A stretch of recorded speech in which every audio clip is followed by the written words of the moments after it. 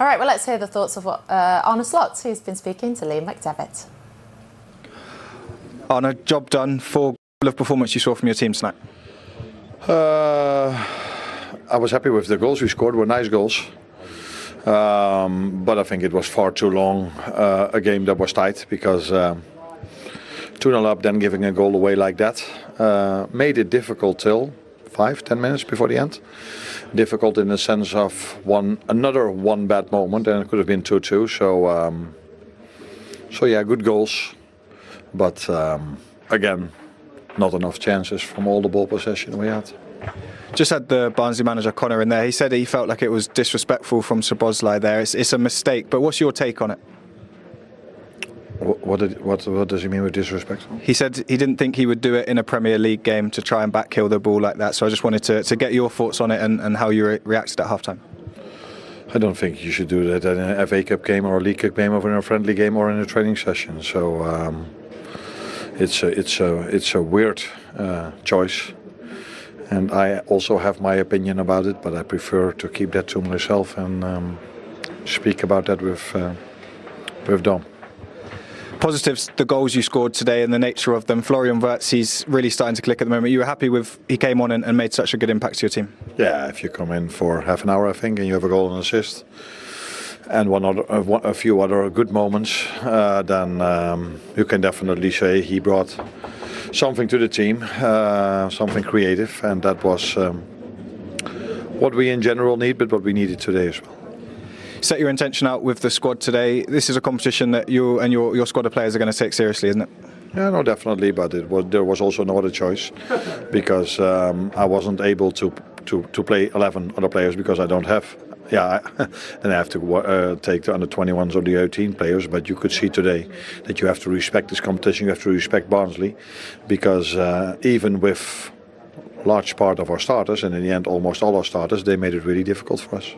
On injuries at the minute, Rio and Gomoa came off holding his hamstring. I know it's early, but is there any indication of whether that will be long term? No, I think that's cramp. I hope that's cramp, and I expect it to be cramp as well, which is not so strange, because he hasn't made that many minutes this season, and today he made 70, 75, something like that. So that's good for him, and I think, without wanting to disrespect them, but the intensity levels in the Premier League are even higher, so that is a nice first stage for Rio to keep working really, really, really hard to be able to play 90 at this level.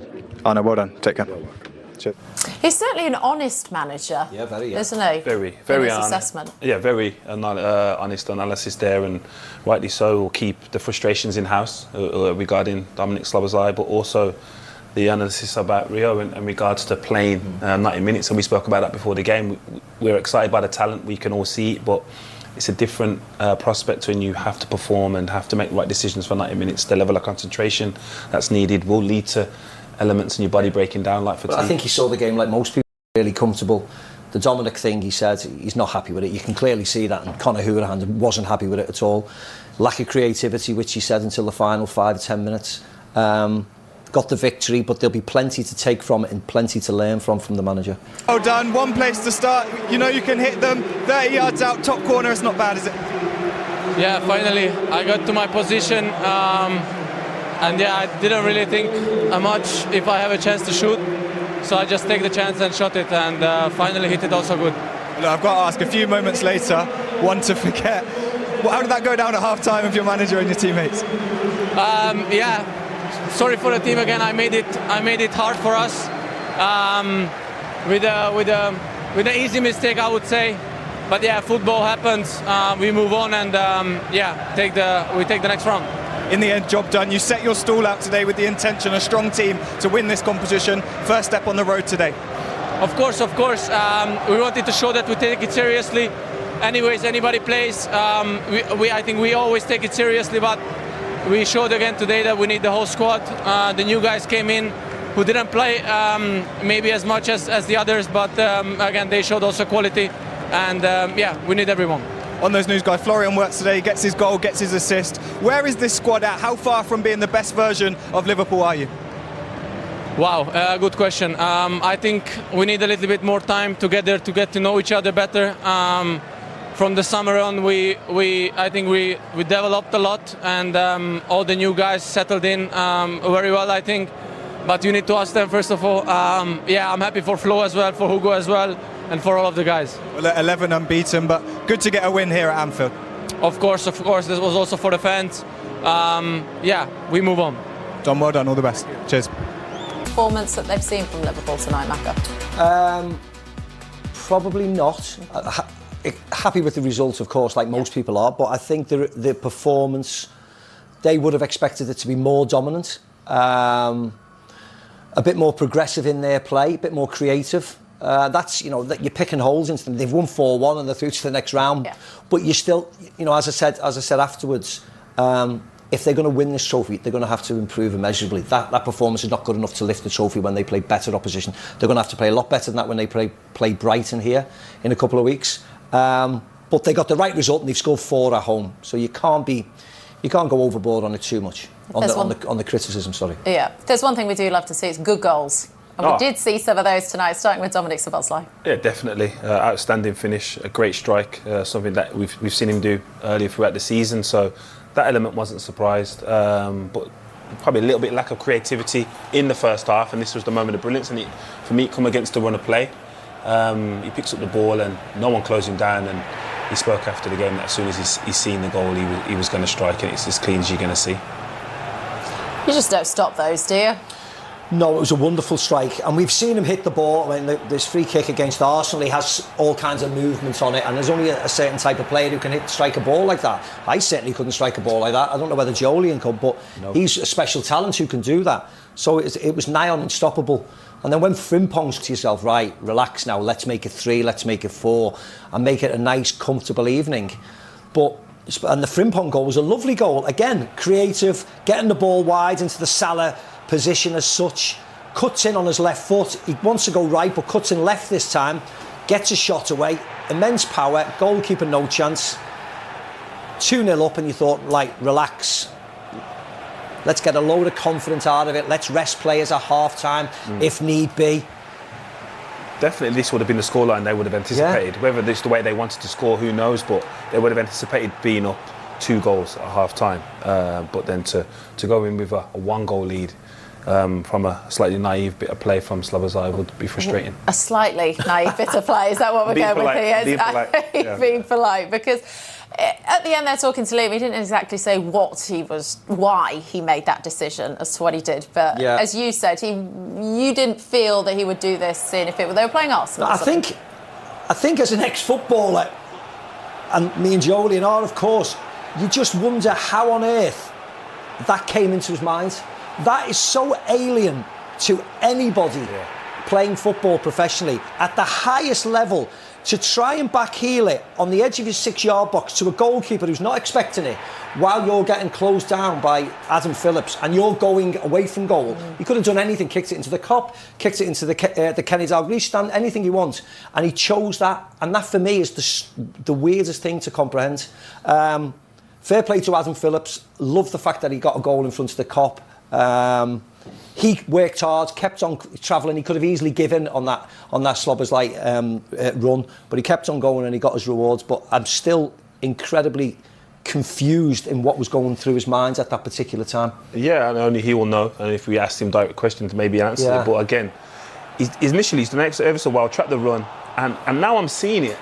Is he trying to confused Phillips by look like he's going to backheel it and drag it forward? Maybe. I think he's trying to skill like a dummy. Yeah, like a dummy. But again, there's just no need for it. There's never going to be a need to do that in the 6-yard box. And as I said, it's something that you may have seen in the academies, but professionally. Even if he got it right, what was Mamardashvili going to do with it? He was on his heels. He didn't want it. On his weak foot. So again, there wasn't enough pluses for that to happen. Yeah.